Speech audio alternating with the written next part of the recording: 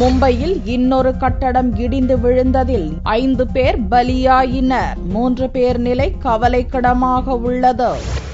மும்பை கிழக்கு புறநகர் பகுதியான தாகிசார் பகுதியில் பாழடைந்த 4 மாடி கட்டடம் உள்ளது.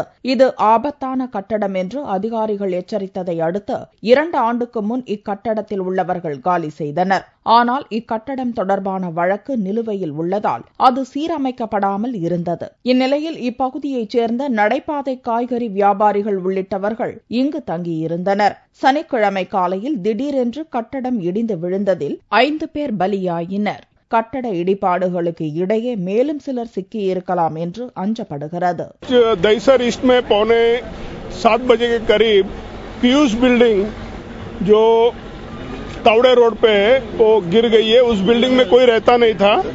उस बिल्डिंग के नीचे एक गन्ने की दुकान थी, उसमें कुछ लोग फंसे थे, उनको बाहर निकाला है. और एक वॉचमैन की फैमिली रहती थी, उसमें से 2 जनों को बाहर निकाला है. ऐसा 7 लोगों को अभी तक बाहर निकाला है.